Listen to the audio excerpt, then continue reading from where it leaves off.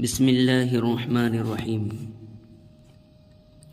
الحمد للہ وکفی وسلام علی عبادہ الذین اصطفی اما بعد فاعوذ باللہ من الشیطان الرجیم بسم اللہ الرحمن الرحیم انا ارسلناک بالحق بشیرا ونذیرا وإن من امة الا خلا فیہا نذیر صدق اللہ العظیم۔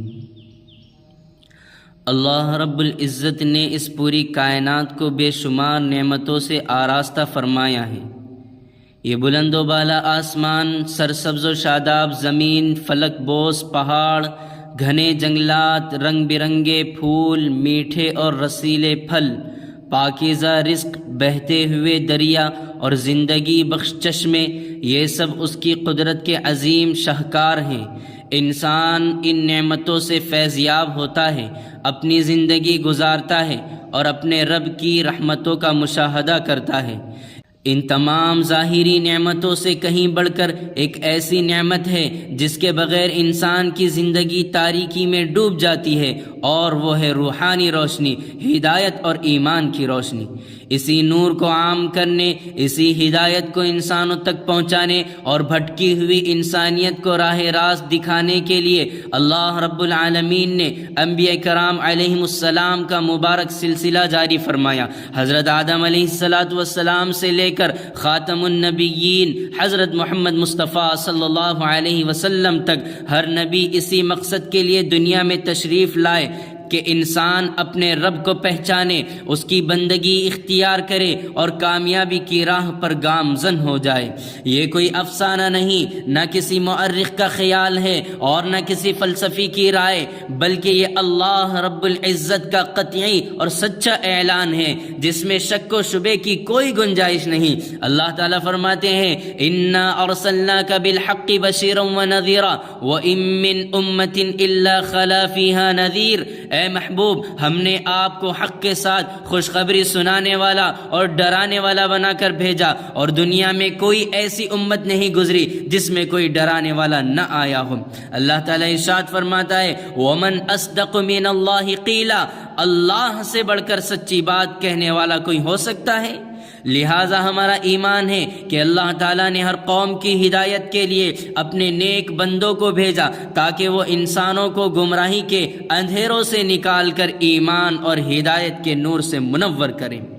قرآن کریم صرف یہ نہیں بتاتا کہ ہر قوم میں کوئی نہ کوئی نبی آیا، بلکہ یہ بھی واضح کرتا ہے کہ تمام انبیاء کرام علیہم السلام کی دعوت ایک تھی، ان کا پیغام ایک تھا، ان کا مقصد ایک تھا، اور ان کی محنت کا مرکز بھی ایک تھا۔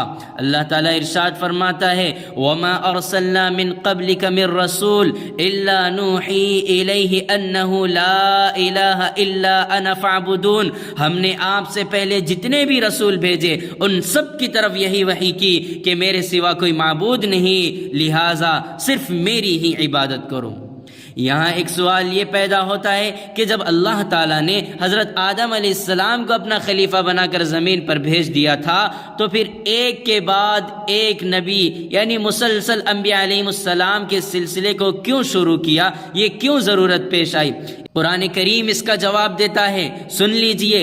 انسان اپنی فطرت کے اعتبار سے بھولنے والا ہے، وقت گزرتا ہے، خواہشات بڑھتی ہے، دنیا کی چمک دمک دلوں کو اپنی طرف کھینچ لیتی ہے، شیطان اپنے وار کرتا ہے اور رفتہ رفتہ انسان اپنے رب کی ہدایت سے دور ہوتا چلا جاتا ہے۔ جب گمراہی عام ہو جاتی ہے، باطل غالب آنے لگتا ہے اور حق کی آواز مدھم پڑنے لگتی ہے تو اللہ تعالیٰ اپنے کسی نیک بندے کو نبوت سے سرفراز فرما کر بھیجتا ہے تاکہ وہ پھر سے انسانیت کو ہدایت کے نور سے روشناس کرائے۔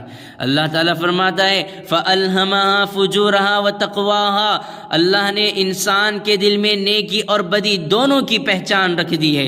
اسی لیے اللہ تعالیٰ نے کبھی انسانیت کو بے سہارا نہیں چھوڑا، بلکہ ہر دور میں اپنے انبیاء کرام علیہم السلام کو مبعوث فرمایا۔ قرآن مجید ارشاد فرماتا ہے وَرُسُلًا قَدْ قَصَصْنَاهُمْ عَلَيْكَ من قبل ورسلا لم نقصصهم عليك، بہت سے رسول ایسے ہیں جن کے واقعات ہم نے آپ سے پہلے بیان کر دیے، اور بہت سے رسول ایسے ہیں جن کے حالات ہم نے آپ سے بیان نہیں کیے۔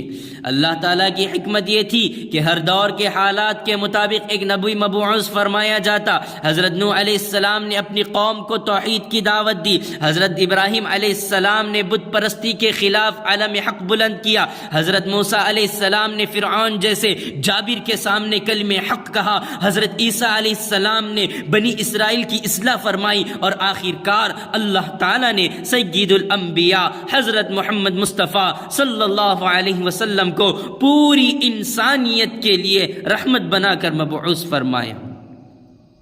جب ہم انبیاء کرام علیہ السلام کی تاریخ کا مطالعہ کرتے ہیں تو ایک حقیقت روز روشن کی طرح واضح ہو جاتی ہے کہ حق کا راستہ کبھی آسان نہیں رہا۔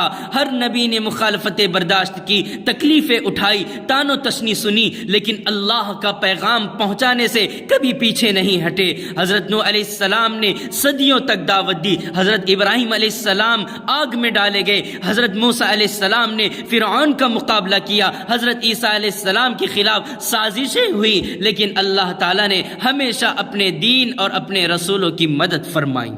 پھر وہ مبارک گھڑی آئی جب اللہ تعالیٰ نے اپنے محبوب رحمت للعالمین سرور کائنات جناب محمد الرسول اللہ صلی اللہ علیہ وسلم کو مبعوث فرمایا، جن کی رسالت کسی ایک قوم، کسی ایک علاقے یا کسی ایک زمانے تک محدود نہیں، بلکہ قیامت تک آنے والی پوری انسانیت کے لیے۔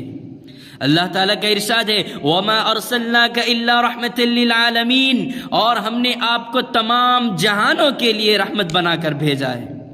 اللہ فرماتا ہے قُلْ يَا أَيُّهَا النَّاسِ انی رسول اللہ الیکم جمیعا، اے نبی جی آپ فرما دیجئے اے لوگو میں تم سب کی طرف اللہ کا بھیجا ہوا رسول ہوں۔ رسول اللہ صلی اللہ علیہ وسلم کی بعثت کے ساتھ ہدایت کا وہ آفتاب طلوع ہوا جس کی روشنی نے پوری دنیا کے اندھیروں کو چیر دیا۔ آپ علیہ السلام نے انسانیت کو اس کے رب سے جوڑا، عدل و انصاف قائم کیا، اخلاق کی بلندیوں سے روشناس کرایا، اور ایسا کامل دین عطا فرمایا جو قیامت تک آنے والے ہر انسان کی رہنمائی کے لیے کافی ہے۔